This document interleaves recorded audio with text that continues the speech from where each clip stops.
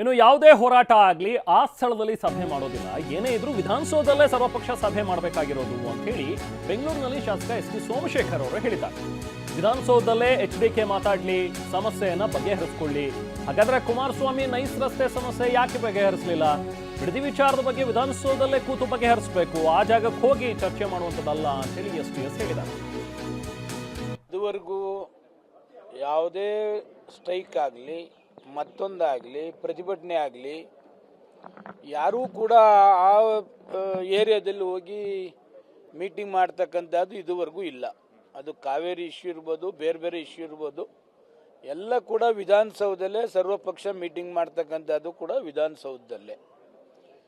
Even Kempegowda ಬಡಾವಣೆದು ಕೂಡ issue ಆದಾಗಲೂ ಕೂಡ ವಿಧಾನಸೌಧದಲ್ಲೇ ಆಗಿ ಅದನ್ನು ಕೂಡ ಫೈನಲ್ ಆದದ್ದು.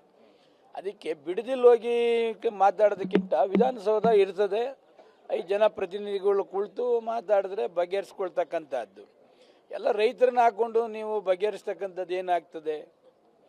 ಈಗ ನೈಸ್ದು 1900 ಎಕರೆ 40 ಲಕ್ಷ ಕೊಟ್ಟಾರೆ, ಯಾಕಿನ್ನೂ ಬಗೆಹರಿಸಲಿಲ್ಲ ಇವರು?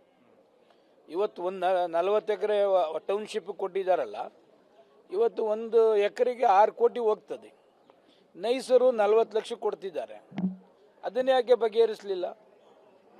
ವಿಧಾನಸೌಧದಲ್ಲಿ ಕುಳಿತುಕೋಬೇಕಪ್ಪ. ಕೇಂದ್ರ ಸರ್ಕಾರದ ಸಚಿವರು ಇವರು, ಅವ್ರ MLAಗಳನ್ನ ಕುಣಿಸಿ ಎಲ್ಲನೂ ಮಾತಾಡಿಸಿ ರೈತರಿಗೆ ಬಗೆಹರಿಸಬೇಕು ಅಂತಕ್ಕಂಥದ್ದು ರಿಯಲ್ ಇದ್ದರೆ ಅವರು ವಿಧಾನಸೌಧದಲ್ಲಿ ಕುಳಿತು ಚರ್ಚೆ ಮಾಡಲಿ. ವಿಧಾನಸೌಧ ಬಗೆಹರಿದೇ ಹೋದರೆ ಅವ್ರ ಹೋರಾಟ, ಇವ್ರ ಪಾಡಿಗೆ ಇವ್ರ ಹೋರಾಟ.